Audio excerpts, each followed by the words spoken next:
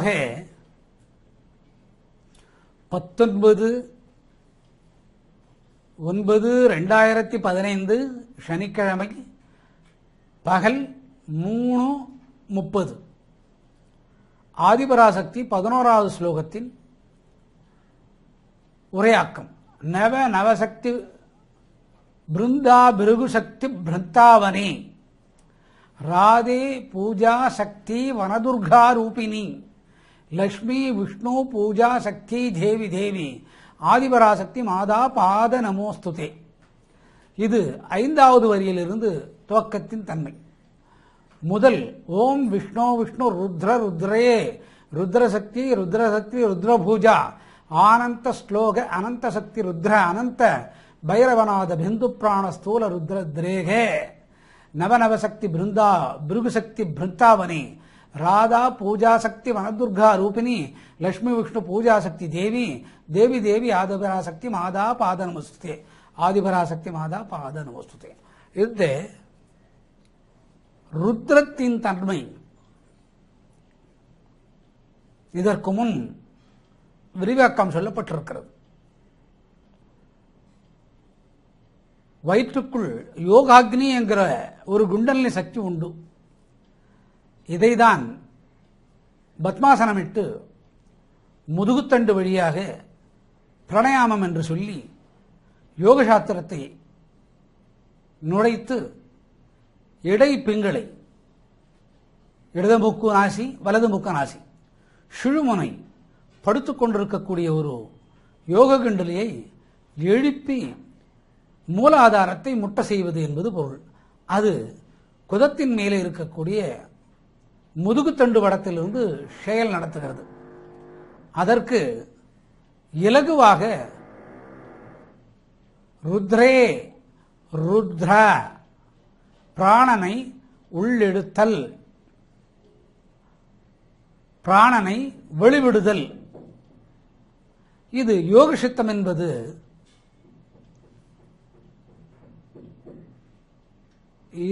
யோகசித்தம் என்பது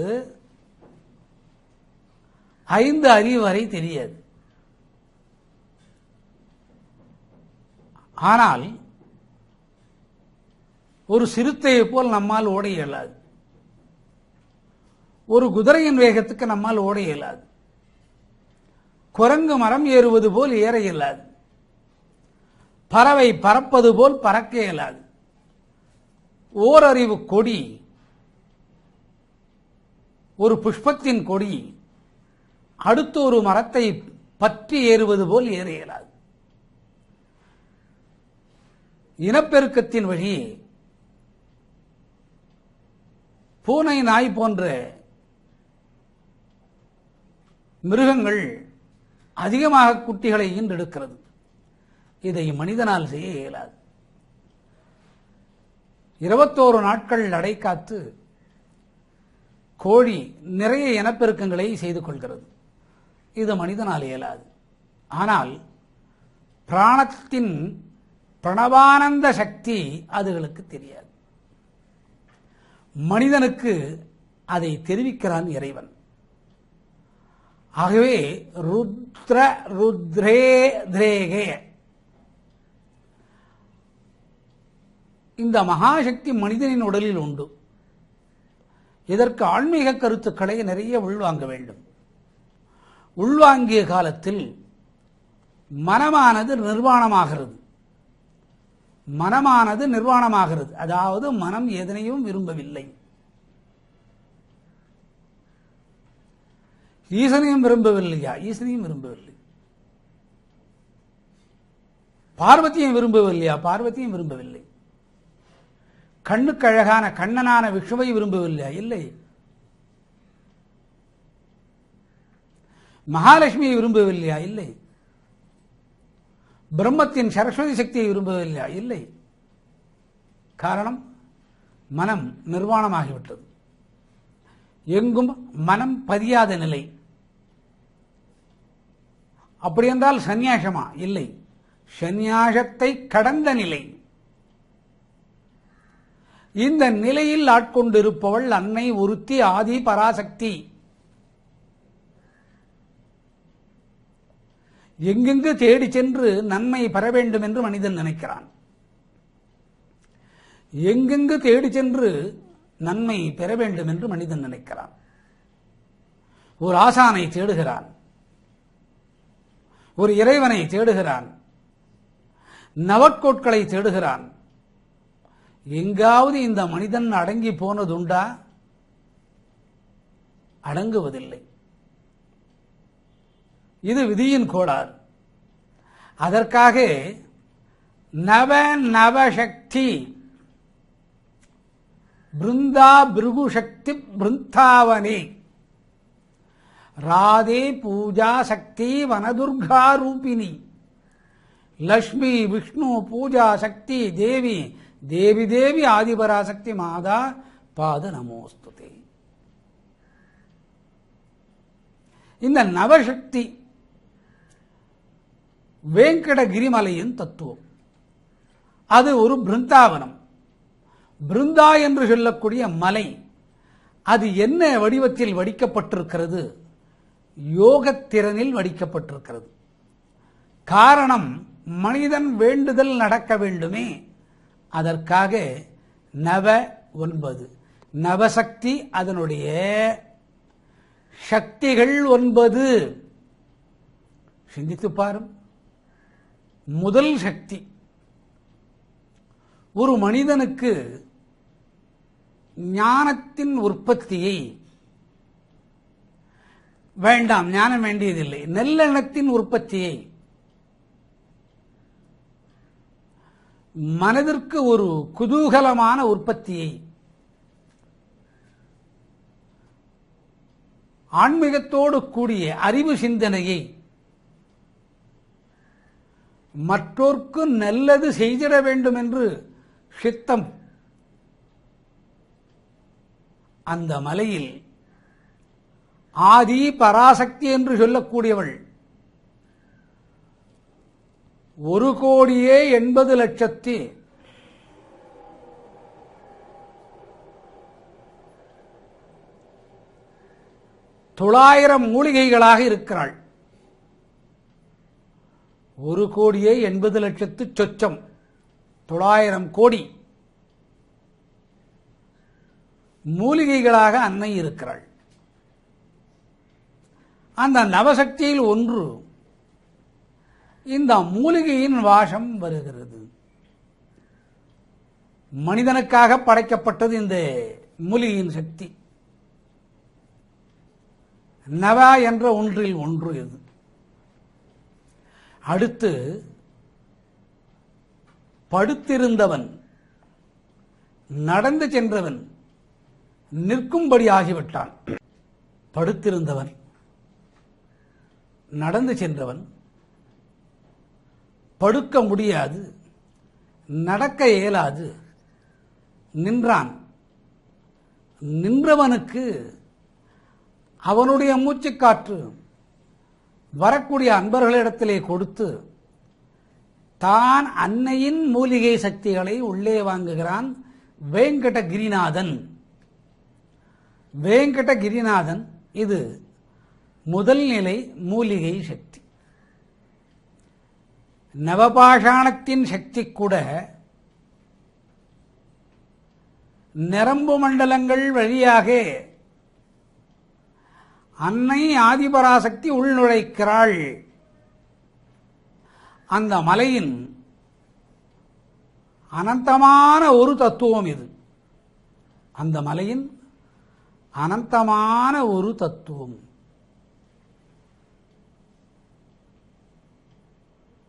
எவ்வளவு ஆனந்தம் பாரும்.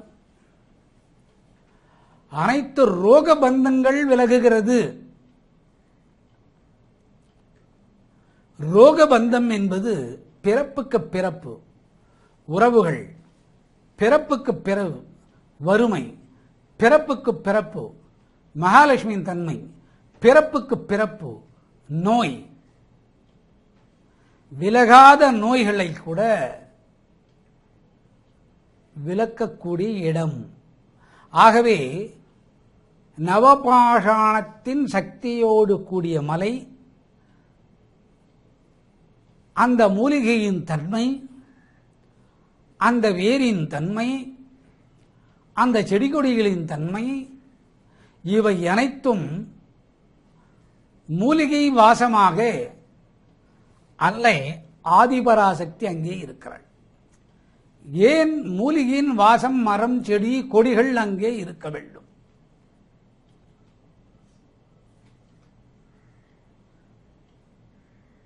அப்பட்டமான மலையாக இருந்து போகலாமே.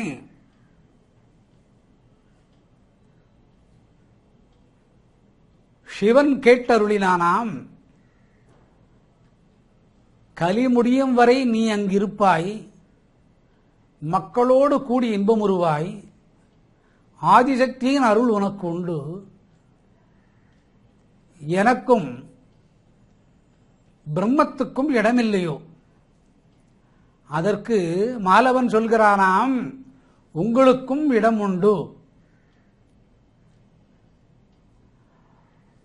ருத்ர பரசக்தியாக அந்த மலை தென்படுகிறது. இரண்டாவது ருத்ர பரசக்தி. ருத்ரம் என்றால் உஷ்ணம். அந்த உஷ்ணத்தின் நிலை ஷரீரநிலைக்கு கொண்டு வந்து நவபாஷாணத்தின் தத்துவத்தோடு அடங்கிய மூலிகை கூடிய மூலிகை வாசனை கூடிய அந்த வாசனை ஆன்மீகத்தை கிளப்பிவிடக்கூடிய வாசனையான மரம் செடி கொடிகளை ஓரறிவினை அந்த மலையின் உஷ்ணத்தின் தத்துவத்தை மாற்றுவதற்காக அமைத்திருக்கிறாள். இது இரண்டாவது நிலை, ருத்ர பரசக்தி. உஷ்ணம் என்பது பொருள். அந்த மலை உஷ்ணத்தின் வடிவம். அந்த மலை உஷ்ணத்தின் வடிவம். அந்த உஷ்ணத்தின் வடிவம் ருத்ர பரசக்தியாக இரண்டாவது நிலையில் ஆதிபராசக்தி இருந்து கொண்டிருக்கிறாள். அதற்காகத்தான் முதல் நிலையில் அதே ஆதிபராசக்தி மூலிகை என்ற நவபாஷாணத்தின் தத்துவத்தோடு கூடியிருக்கிறாள். அடுத்து மூன்றாவது நிலை அக்னிசாக்தி, அக்னிசக்தி. இந்த அக்னிசக்தியின் தன்மை இதற்கு முன்னே சொன்ன ருத்ரதிரேக அது பிரணயாமத்தின் சக்தி. படித்தோரும் ஆன்மீகம் அறிந்தோரும் யோகா செய்வோரும் இந்த பிரணயாமத்தின் சக்தி பிராணன் இடா பிங்களா சுடமுனை மூலாதார முட்டுதல் தெரியும். மேன்மக்கள் அல்லாதவருக்கு அந்த அக்னியின் ஆதாரத்தை வைத்து ஒரு பாலனை அனுப்பி ஆதார சக்தியாக அக்னியின் சக்தியாக மூன்றாவது இடத்திலே அன்னை ஆதிபராசக்தி திகழ்கிறாள். அதுக்கு பிருந்தா தத்துவம் என்று பெயர். அந்த பிருந்தா தத்துவத்தின் அதிபதியாக இருப்பவளே அன்னை ஆதி பராசக்தி. அதற்கு உருவத்தை கொடுத்திருப்பது வேங்கடகிரி மலை. இது மூன்று நிலைகளில் அன்னை அங்கே எழுந்தெடுக்கிறாள். மூன்று நிலைகளில் அன்னை அங்கே எழுந்தெடுக்கிறாள். அந்த எழுந்தருளின் தத்துவத்தை சற்று சிந்தித்து பாருங்கள். அடுத்து சந்நியாசத்தின் சாந்த சக்தி. சந்நியாசம் என்பது உடனே வந்துவிடாது. அனைத்தையும் துறக்க வேண்டும். துறந்த பின்தான் நிர்வாணத்தின் நிலை. மனதுக்கு உடைகள் கட்டிக்கொள்ளாதிருப்பது என்பது பொருள் அல்ல. மனம் ஏதையும் விரும்பாதிருந்த பின்தான் சந்நியாசத்தை கடந்த நிலை நிர்வான் என்பது. இந்த சந்நியாசத்தின் நிலையை ஆதிபராசக்தியானவள் வழங்கும் போது அந்த உடலுக்குள்ளே இருக்கக்கூடிய 6 ஆதாரங்களையும் மூலப்பிரகிருதியாக விளங்கும் சஹஸ்ராரத்தையும் சாந்தத்தை உண்டு பண்ணுகிறாள். இந்த சாந்தத்தை உண்டு பண்ணுவது ஆதிபராசக்தியின் வேலை. நான்காவது நிலையாக இது போன்று இருக்கிறாள். நான்காவது நிலையில் இது போன்று இருக்கிறாள். மூலிகை, ருத்ர, உஷ்ண, பரசக்தி, ஆதார சக்தியாக அக்னி மூன்றை கடந்து நான்கில் சந்தோஷத்தை அளித்து 16 செல்வங்கள் பெருக என்பார்கள். குறையொன்றும் இல்லாததை அதை கொடுத்த அன்னை மனதிற்கு நிர்வாணத்தை உண்டு பண்ணி சந்நியாசத்தை கடந்த நிலைக்கு சாந்தமாக அருள்கிறாள். இது அன்னை ஆதிபராசக்தியின் செயல். நவ நவசக்தி பிருந்தா பிருகு சக்தி பிருந்தாவனே ராதே பூஜா சக்தி வனதுர்கா ரூபிணி லக்ஷ்மி விஷ்ணு பூஜா சக்தி தேவி தேவி தேவி ஆதிபராசக்தி மாதா பாத நமஸ்துதே. எத்தனை ஆனந்தம்! இவைகள் அனைத்திற்குமே கட்டுக்கோப்பாக இருப்பது துஷ்டமான மாயை, துன்மாயை. துன்மாயை நம்மிடத்திலும் இருக்கும். நம்மோடு மலை ஏறி வருகிறானே அவனிடத்திலும் இருக்கும். எங்கிருந்தோ நம்மோடு வந்து சேர்கிறானே அவனுக்கும் இருக்கும். ஏன் மனைவியோடு கூட அது இருக்கலாம். துர்மாயா சக்தி என்பது பெயர். துர்மாயா சக்தி. ஓமின் பிரணவநாதத்தை அறியாது இருந்தான் பிரம்மன். இது துர்மாயா சக்தி தானே. உலகத்தின் படைப்பு தொழிலை கவனிப்பதற்கே இந்த பிரச்சனை. அது துர்மாயா சக்தி என்பது பெயர். ஓமுக்குள் பிரணவானந்த தத்துவம்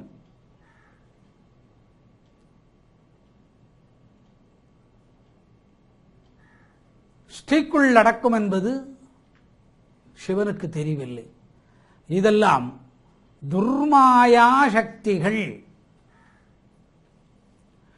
நவக்கோட்களின்படி, நவக்கோள்களின்படி உடல் கூற்றுதே ரோமக்கால்களில்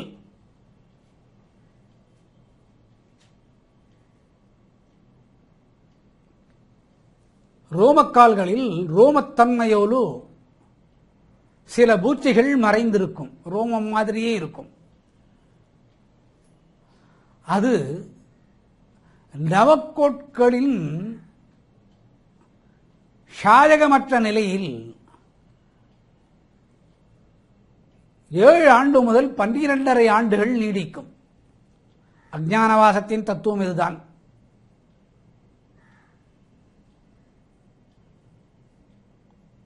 அதற்கு துர்மாயா என்பது பெயர். துர்தேவதைகள் உடலிலே பற்றிக் கொள்வது. 1, 2 சிக்கல் வருவது உடலிலே. மலத்தின் கழிப்பு, சிறுநீரின் கழிப்பு. உடலிலே உள்ள ஆண் விதை வெப்பத்தினால் வெளியேறுவது. பெண்ணின் கர்ப்பப்பை கலங்கி போவது.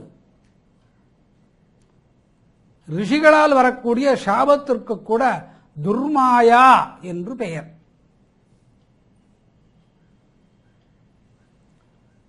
குல கோத்திரவாதிகள் ஒரு கோத்திரம். அதிலிருந்து பிரிந்து அல்லது அதே கோத்திரத்துக்குள்ளே மனம் செய்து கொள்வது. இது துர்மாயா என்பது பெயர்.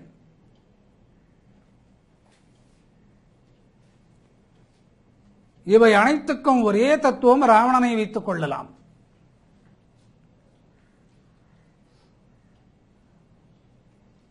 ஏக கோத்திரத்தில் திருமணம் செய்யலாகாது. அது துர்மாயா. அதற்கு ஒரு பழமொழி சொல்வார். அடுத்த ஒரு கோத்திரத்திலே தத்தெடுத்து அவர்கள் மடிமீது அமைத்து திருமணம் முடிக்கலாம் என்று. வேதங்கள் சொல்லப்பட்டது அந்த குறை நீக்குவது எப்படி என்று. இதுகளுக்கு துர்மாயா சக்தி என்பது பெயர். அது நவசக்தி பிருந்தா பிருகு சக்தி பிருந்தாவனே. அதுகளை விளக்கக்கூடிய அன்னை ஆதி பராசக்தி.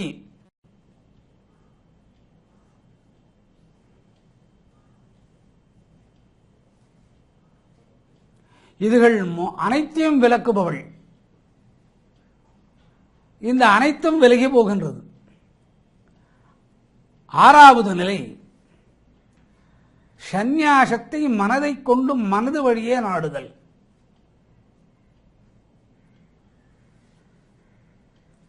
மனதை கொண்டு மனது வழியே நாடுதல். சந்நியாசமாக இருந்து விரதம் முடித்து பின் இல்லறம் புகுதல், அது ஒரு வகை சந்நியாசம். ஐயப்ப சன்னிதானம் சென்று வந்தேன், 48 நாள் விரதம். என்ன நடந்தது? மணிகண்டன் பிறந்தான். சந்நியாசத்தை மேற்கொண்டு கடந்து மீண்டும் இல்லறம் புகுதல். அடுத்தது மனதை கட்டுப்படுத்தி இறைவான்பால் நிறுத்தி அன்னையின் முன்னே சொன்ன 5 வகையான சக்திகளை ஆதிபராசக்தியின் வழியாக பெற்று மனதில் நிறுத்தி சந்நியாஸ். கவனிக்க வேண்டும், அது இருப்பதற்கே ஒரு சக்தி வேண்டும். அந்த சக்தி பெண் ரூபமானது.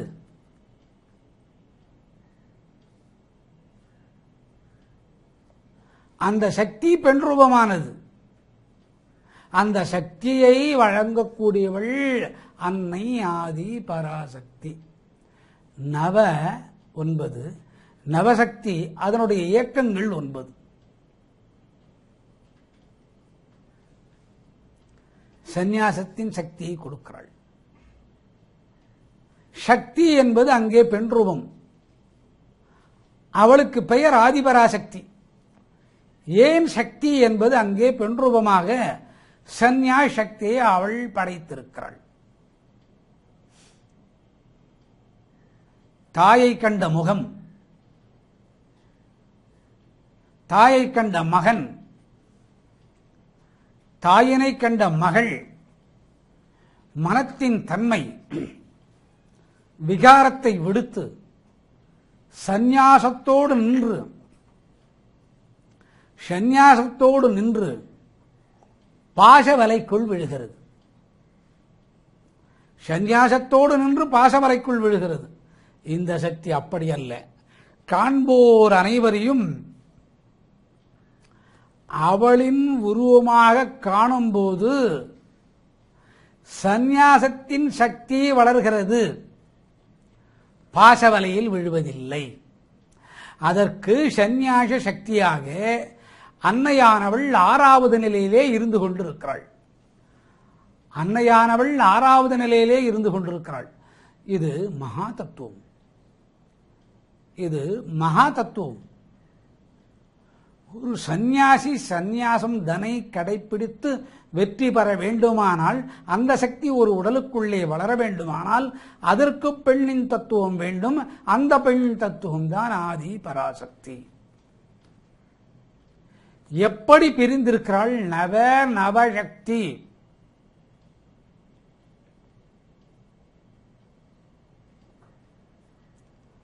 அந்த நவசக்திக்குள் அடங்கி இருப்பதும் அதை ஆக்கலுக்கு கொண்டு வருவதும் அன்னை ஆதி பராசக்தி. அடுத்து பிரம்மாண்ட ஞான சக்தி இவளே. பிரம்மாண்ட ஞான சக்தி, பிரம்மாண்டத்தின் ஞான சக்தி. இப்பொழுது சந்நியாசம் வந்துவிட்டது. அந்த சந்நியாசத்தின் சக்தி பெண் ரூபமாக உடலுக்குள்ளே புகுந்து, அதாவது அன்னையும் ஆதிபராசக்தியாக இருந்து காண்போரையெல்லாம் பாசவலைக்குள் விழாது அவர்களை எல்லாம் அன்னையின் சுரூபமாக கண்ட பின் அதுதான் சந்நியாசத்தின் சக்தி. பெண் ரூபம்தான் அது கூட. ஆண் ஒருவன் மகாயோகி சன்னியாசியாக இருந்தால் கூட இதுதான். அடுத்தது பிரம்மாண்ட ஞான சக்தி. உடலுக்குள்ளே ஒவ்வொரு ரோமக்கால்களிலும் அந்த ரோமக்கால் தன்மை அக்னி ஜோதியாக அருள் பண்ணுவது. என்ன ஜோதியாக அருள் பண்ணுகிறாள்? அக்னி ஜோதியாக. ஒவ்வொரு ரோமக்காலும் அந்த ரோமங்கள் விலகி ரோமத்தின் தன்மை மாறி அகில் விளக்கிலே திரிச்சுடர் எப்படி எரிகின்றதோ அதுபோன்று உடலுக்குள்ளே இருக்கிறாள். ஆணென்று பார்ப்பதில்லை அவள், யோகி என்று பார்ப்பதில்லை, கயவன் என்று பார்ப்பதில்லை, காமுகன் என்று பார்ப்பதில்லை. பிரம்மாண்டமான ஞான சக்தியாக அகில் விளக்கிலே சுடர் எறிவது போல் எரிகிறாள் சந்நியாசத்தின் நிலை வந்த பின். ஏன்? தடம் பிறண்டு போகலாகாது என்பதற்காக. நவ நவசக்தி பிருந்தா பிருகு சக்தி பிருந்தாவனே.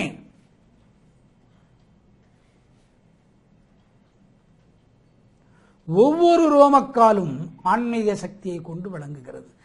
ஏன்? ஆசையை விட்டு மனம் விலகி நிர்வான் சந்நியாசத்தை கடந்த நிலை. சந்நியாசத்தை கடந்த நிலை நிர்வான். காரணம் என்ன? யாரும் பகை இல்லை. காரணம் என்ன? யாரும் உறவில்லை. உறவு என்பதே இல்லையா? இல்லை. நான் தானடா ஆதிபராசக்தி வந்திருக்கிறேன், உன் அன்னை. வேண்டாம் தாயே, என்னோடு நீ இருக்க வேண்டாம். என்னோடு இருந்து என்னை ஆதரிக்கும் கால், அந்த காலத்தின் அளவை ஒரு அஞ்ஞானிக்கு உபயோகமாக செய்து கொள். தாயையும் மற்றோருக்கு விட்டு கொடுக்கும் தன்மை. தாயையும் ஒருவனுக்கு ஆன்மீக சிந்தனை வருவதற்கு ஆன்மீக சிந்தனை அளித்த தாயை மற்றவனுக்கு விட்டுக் கொடுக்கும் தன்மை. பிரம்மாண்ட ஞான சக்தி என்பது பெயர் இதற்கு.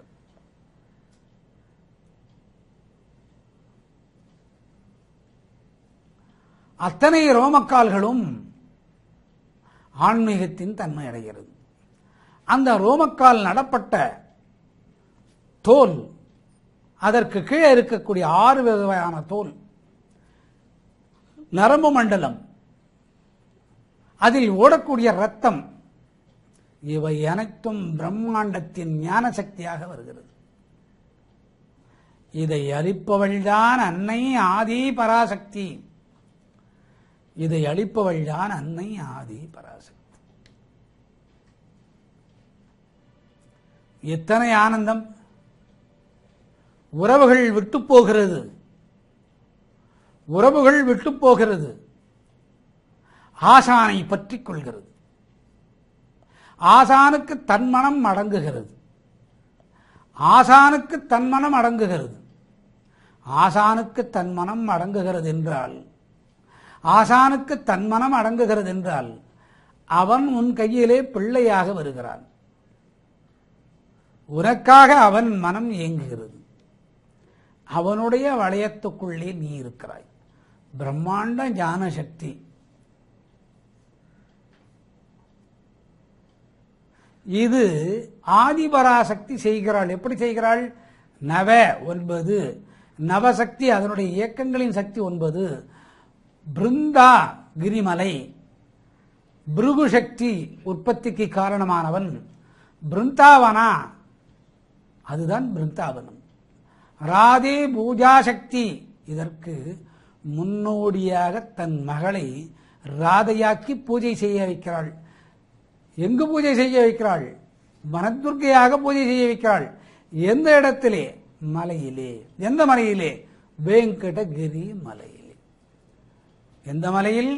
வேங்கடகிரிமலை. அதற்காகத்தான் அந்த கிரிமலை உலகத்தில் முதன்மையான மலையாக திருக்கோவிலாக இருக்கச் செய்வது அன்னை ஆதி பராசக்தி. நவசக்தி 9 வகையான சக்திகள். பிரம்மாண்ட ஞான சக்தி என்பது இதற்கு பெயர். யோக அக்னி சக்தி. யோக அக்னி சக்தி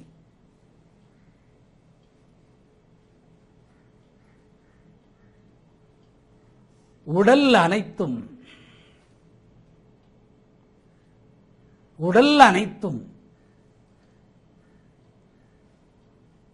அன்னையின் ஜோதி சக்தி உள்புகப்பெற்ற உடல் ஜோதியின் தன்மை அடைந்து யோக அக்னி தீபசக்தியாக மாறுகிறது. யோக அக்னி தீபசக்தியாக மாறுகிறது. சிந்தித்து பாருங்கள். இங்கே இந்த 8 வகையான நிலைகளை நவசக்தி என்ற கோணத்துக்குள்ளே அன்னையானவள் நிர்மாணிக்கின்றாள். உன்னால் முடியாது. அந்த அன்னைதான் ஆதிபராசக்தி. அந்த அன்னைதான் அனைத்தும். அந்த பெயரின் நாமத்தை சொல்லிப்பாரும். அந்த பெயரின் ஞானத்தை சொல்லிப்பாரும்.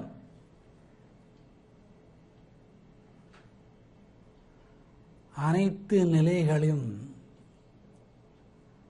ஆசை விட்டு போகும். ஆசை விட்டு போகும் என்றால் இந்த உடலை தள்ளிவிட வேண்டுமா? இல்லை. உடல் இருந்தால்தான் அனுபவிக்க இயலும். ஒரு மலரின் வாசத்தை நுகரக்கூட மூக்கு வேண்டும், உடல் வேண்டும், உயிர் வேண்டும், பிராணன் வேண்டும், அறிவு வேண்டும், மனம் வேண்டும்.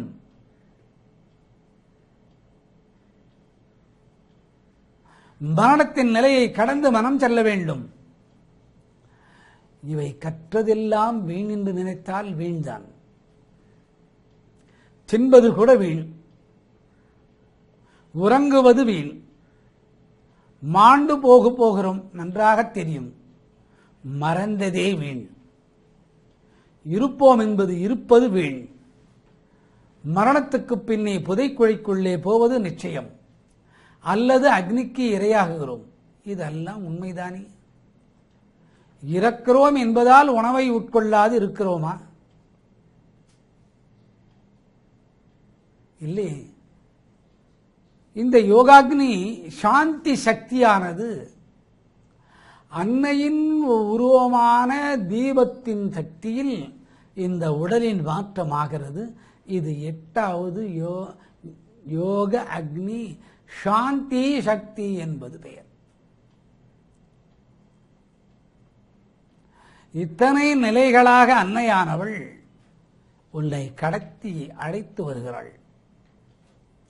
ஒவ்வொன்றும் அனுபவ ரீதியாக தெரியக்கூடிய காலத்தில், ஒவ்வொன்றும் அனுபவ ரீதியிலே தெரியக்கூடிய காலத்தில் ஆனந்தம். நிற்பது பூமிதானா? பூமி மேல் நிற்கின்றோமா? உடன் யார் வந்தனர்? உடன் யார் போகினர்? உடன் வந்தவர் மறைந்தனரே. மறைந்தனரை மனம் விட்டு விலக்கிக் கொள்கிறது. மறைந்தோரை மனதுக்குள்ளே பூட்டி வைப்பதில்லை. இருப்பது ஒருத்திக்கு மட்டும்தான் இடம். அந்த ஒருத்தி தான் இந்த ஆதிபராசக்தி என்று சொல்லக்கூடிய அன்னை.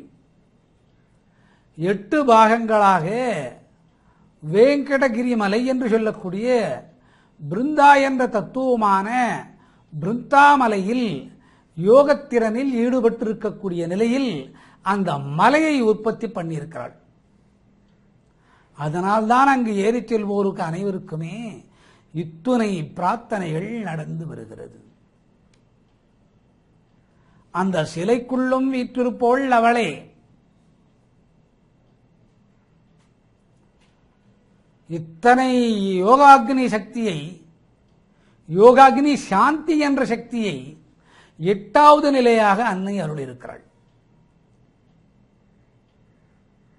அந்த உருவத்திற்குள் உங்கள் மனதை ஒரு நாளைக்கு ஒரு நிமிடம் உள்ளே சென்று உலவி வரும்படி செய்து பாரும். இந்த மகா தத்துவம் உங்களுக்கு விளங்கும். இந்த மகா தத்துவம் உங்களுக்கு விளங்கும். அடுத்து பாரும் ஞான சக்தி. ஞானத்தின் சக்தி. அரிசி ஒரு பொடி சாதம், ஒரு பொடி உப்பு உண்ண முடியுமா? இந்த 8 நிலை கடந்து வந்தால் அதை உண்ண முடியும். இந்த ஒரு பொடி உணவை 8 நிலைகள் கடந்து வந்தால் அறிய முடியும். செப்லாக்கட்டை தட்டி ஊரிலே பிச்சை எடுத்து விண்ணோருக்கும் மண்ணோருக்கும் ஒரு உருண்டை,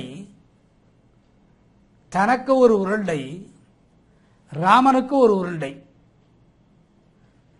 8 நிலையை கடந்து வந்தவன் பலகாலம் பிரம்மத்தாளத்தை தட்டி அதை வைத்து பூஜை செய்தான். அரிசியை சோற்றையாக்கி, சோரே செந்நீரே என்று ஆண்டாள் பாடுகிறாள். சோற்றை உடைத்தவன். அதுவரையும் ராமன் தினமும் வந்து ஒரு கவளம் உருண்டையை எடுத்துச் சென்றானாம், தின்று விட்டான். ஒரு நாள் ஓஹோ இதில் உப்பு சரிசமமாக இருக்கிறது என்று நினைத்தாமன். ராமன் வரவில்லை. இது ஞான மாயையின் சக்தி. நன்றி ராமா ராலேதே என்றானாம். அதற்கு பதில் சொன்னானாம், நேனு ரானு, நான் வரமாட்டேன். நீ உப்பு சரியாக இருக்கிறது என்பதை தெரிந்து கொண்டாய். 8 நிலை கடந்து வந்தவனுக்கு இந்த துர்புத்தி என்றால் இது துர்புத்தி அல்ல. யோக சித்தாந்தத்திலே அப்படி கடுமையாக ஒருவனை அன்னை மேலேற்றுகிறாள்.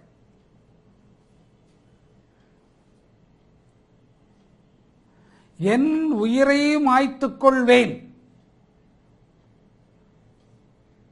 மாய்த்துக்கொள், உன் உயிர் எனக்கு தேவையில்லை. 48 நாள் கடுமையான விரதம். 48வது நாள் ராமன் வந்தான். விடுக, நான் தினமும் வருகிறேன்.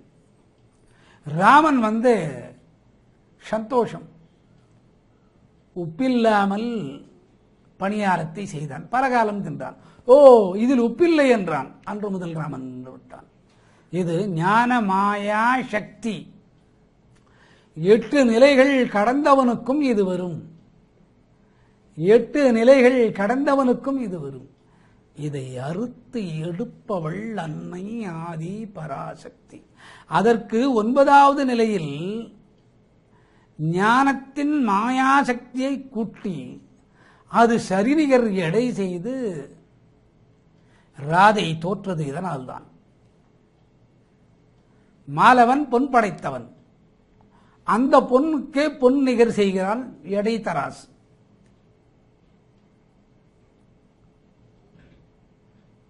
எடை தராசு. எனக்கு நோய்வாய் சீரானால் என் எடைக்கு சர்க்கரை போடுகிறேன் என்பான்.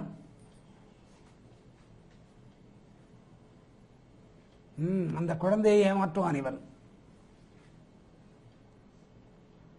அந்த குழந்தையை கூட ஏமாற்றுவான். குருவாயூரப்பன் இவன் எடைக்கு நிகர் செய்து சர்க்கரை இட்டால் நோய் தின்று ஆயுள் இருக்க வேண்டுமாம். யார் யாரை ஏமாற்றுவது?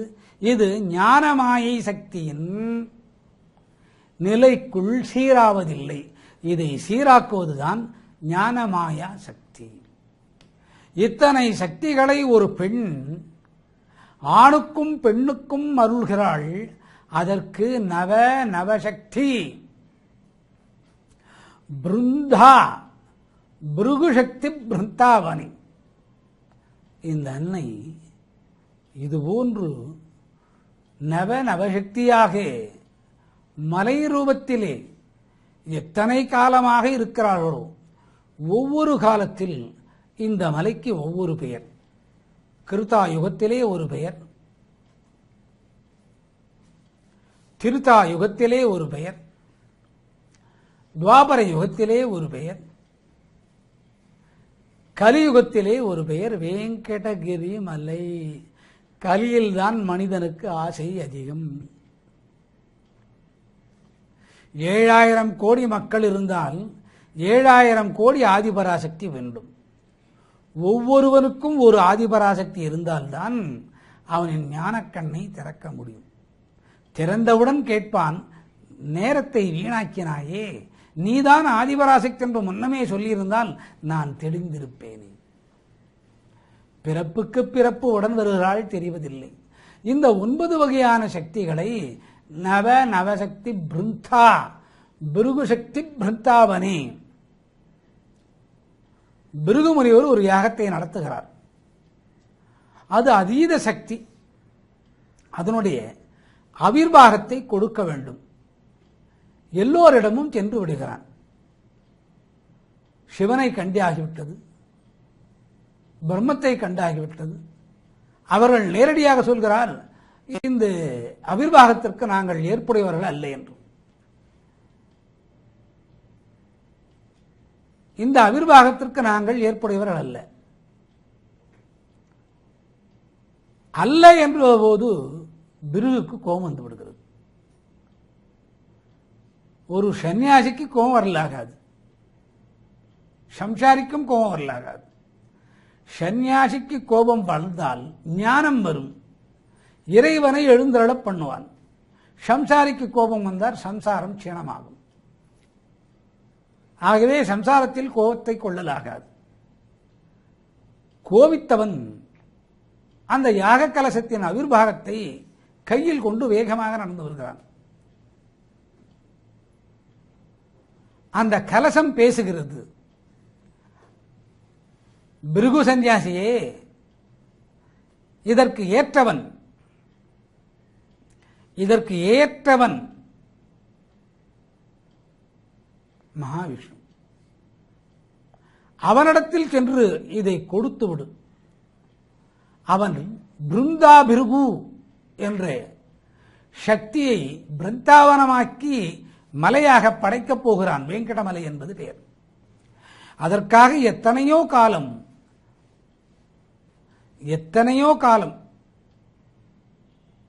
விஷ்ணுவின் அவதாரத்திற்கு முன்னும் கிருஷ்ண அவதாரத்தின் வரையும், கிருஷ்ண அவதாரத்தை கடந்த நிலையிலும் ராதையின் ஞான மாயா சக்தி பூஜை செய்து கொண்டிருக்கிறது. அப்படியா? பேசுவது யார்? பேசுவது யார்? கலசம். நன்றாக தெரிந்து கொள், சென்றவுடன் மனைவியோடு இருக்கக்கூடிய காலத்தில் இதை கொடுத்து விட வேண்டும்.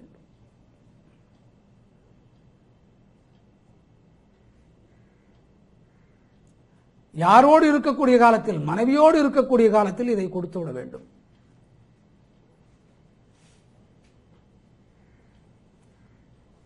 யாரது பேசுவது? நாரதர். நான் தான். பிருகு பார்த்தானாம், ஐயா, வேதனை பற்றாதா? எந்த குடும்பத்தை கலைக்கப் போகிறாய்? நான் சொல்வதை சொல்லிவிட்டேன், அடுத்தது உனிஷ்டம். நடக்கப் போவதை, நடக்காத ஒன்றை சொல்வது, அது மனிதனை வெல்ல முடியாது. அம்புட்டு பொய் சொல்வான் மனிதன். மனிதன் சிறப்பாக பொய் சொல்வது ஆசானிடத்தில். மனிதன் சிறப்பாக பொய் சொல்வது ஆசானிடத்தில். ஆசானும் இதை மெய்யென்று தலையாட்ட வேண்டும். விதிதானே. பொய்யை மெய்யென்று அவன் தலையாட்ட வேண்டும். ஆஹா, அப்படியா? ஆசானுக்கு தெரியவில்லை. மக்கு. அவன் மக்கென்றால் இது பிளாஸ்திரி. எத்தனை ஆனந்தமான செயல் இது! சொல்லிவிட்டான் நாரதர். சென்றான் உள்ளே. விட்டேனாவார். இறைவனை பார்த்து யார் அது அங்கே? உடனே எம்பெருமான் சொன்னானாம், மகாலட்சுமி என்னுடைய உதட்டை பிடித்து விடு.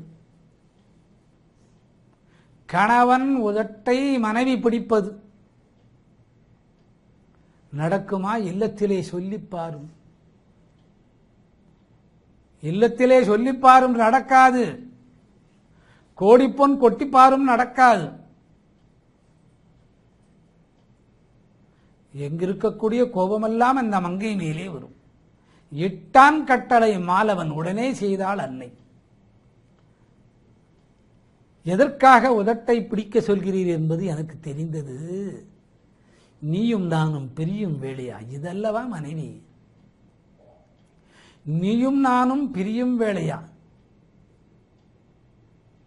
ஆம் தாயை என்றானாம் மாலவன். அதற்குள் வந்தான். யார் அதெங்கே என்றான். மறுபொருள் வரும் வரை காத்திருக்கவில்லை. நான் வந்திருக்கிறேன் என்று தெரியவில்லையா? இதுதான் ஞானமாயா சக்தி. இதை அன்னை ஆதிபராசக்தியால் மட்டும்தான் நீக்க முடியும். இதை அவள்தான் சரி செய்வாள். உதைத்தான் லட்சுமி வெளிவந்தாள். இது பிருகு சக்தி. அது என்னவாக மாறியது? அதீத சக்தி அபிர்வாகம் லட்சுமியை இடர வைத்தது. அவள்தான் கண்ணன் காலத்திலே இருந்த ராதையோடு ஆண்டாள் பாசுரத்தை பாருங்கள். கண்ணன் இருந்த காலத்திற்கு போவாள், மாலவன் இருந்த காலத்துக்கு வருவாள், கோபியோடு வருவாள். தான் ராதை நாட்டி என்று சொல்லுவாள்.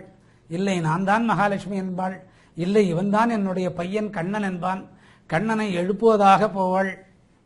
ஒவ்வொரு பாசுரத்திற்கும் முன்னுக்கும் பின்னுக்கும் கருத்து வேறுபாடாக தெரியும். கருத்து வேறுபாடல்ல, அனைத்தும் ஞானத்தை கொடுக்கக்கூடிய பாசுரங்கள் ஆண்டாள் நாச்சியார் பாடியது.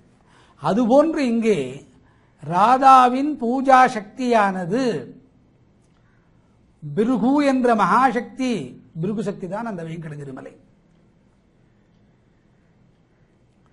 பிருந்தாவனம் அதில் இருக்கக்கூடிய 9 நிலையின் சக்திகள். அதை இன்று வரையில் பூஜை செய்வது ராதாதேவி.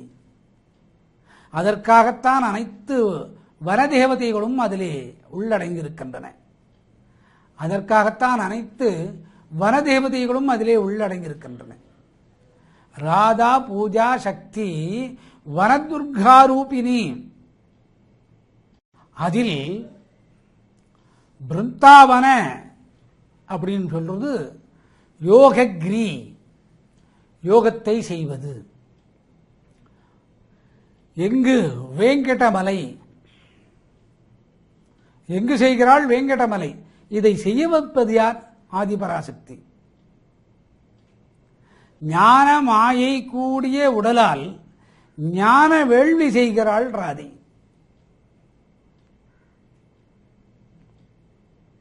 ஞான வேள்வி செய்கிறாள் ராதை. எதற்காக ஞான வேள்வி செய்கிறாள்? ஏன் ஞான வேள்வி செய்ய வேண்டும்? பிரளயத்தில் கண்ணன் தன் உடலை விடுக்கப் போகிறான். அப்பொழுது ராதை கேட்கிறாளாம், மகாபாரத யுத்தத்தை முடித்தனை என்னோடு வாழ்ந்ததில்லையே, என்னோடு வாழ்ந்ததில்லை, இன்று வாழ வேண்டும். முடியாது, நான் உன்னை விட்டு விலகுவேன் கண்ணன் சொல்கிறான். அப்படி என்றால் நான் சாதாரண பெண்ணாகவேன்? ஆம். தெரியாமல் கேட்டுவிட்டேன். இதற்கு பரிகாரம் அந்த மாயா உடல் கூடிய நிலையில் உன் உடலை ஞான வேள்வியாக்கி பூஜை செய்ய வேண்டும். அதுதான் இந்த வேங்கடகிரிமலை என்று சொல்லக்கூடிய பிருந்தாவனம். இது வேங்கடமலை. இது பிருகு முனிவரால் ஏற்பட்ட குழப்பத்தில் வந்தது. இதற்கு ஆதாரமாக இருந்தது ஆகாசராஜன். அது வேறு கதை.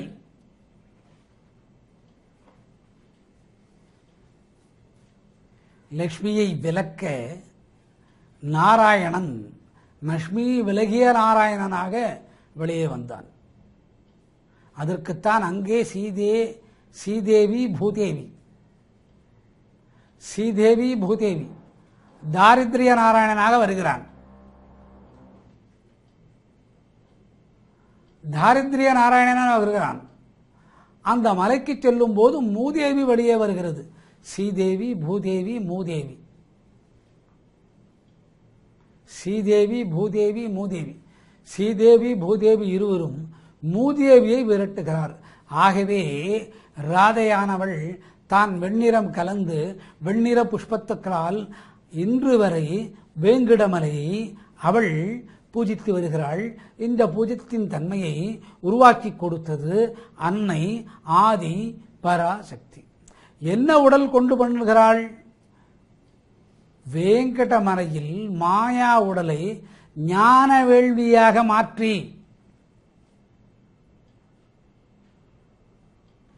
தன் உடம்பே அக்னிஜுவாலைக்குள் புகுந்து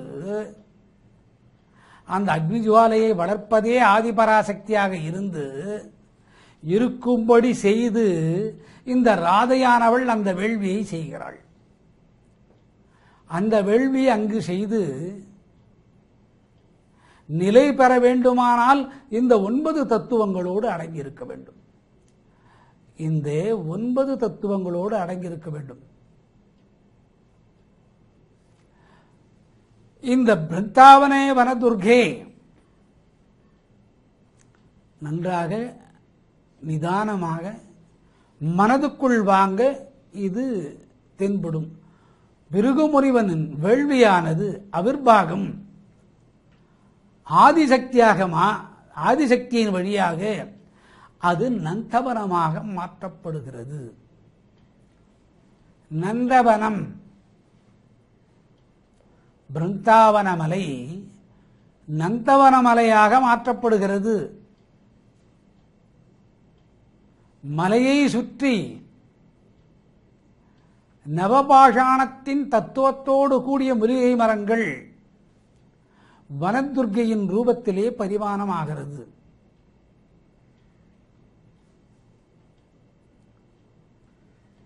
கல்பக விருட்சம் அங்கே இருக்கிறது. இங்கில்லை, மேல் உலகத்திலே இருக்கிறது. கற்பக விருட்சம் என்பது பெயர். கல்பா பாரிஜாத்தம் போன்ற மலர்களில் வாசம், அதனுடைய வேரின் தத்துவம். இது என்ன? யாரை வணங்குகிறது? மாலவனை வணங்குகிறது. இந்த வணங்கும் தத்துவத்தை யார் செய்து முடித்தது? அன்னை ஆதிபராசக்தி இந்த செய்யும்படி முடித்தும் இருக்கிறாள். ஆதிபராசக்தி மாதா பாத நமஸ்துதே என்று சொல்வது இதுதான். ஓம் விஷ்ணு விஷ்ணு ருத்ர ருத்ரே ருத்ரசக்தி ருத்ரசக்தி ருத்ர பூஜா அனந்த ஸ்லோக அனந்த சக்தி ருத்ர அனந்த பைரவநாத பிந்து பிராண ஸ்தூல ருத்ரத்ரேகே நவ நவசக்தி பிருந்தா பிருகுசக்தி பிருந்தாவனி ராதே பூஜாசக்தி வன துர்கா ரூபிணி லக்ஷ்மி விஷ்ணு பூஜாசக்தி தேவி தேவி தேவி ஆதிபராசக்தி மாதா பாத நமோத்துதே. இவை அனைத்து இயக்கமும் யோகத்தின் சக்திக்குள் அந்த மலை அடுக்கம்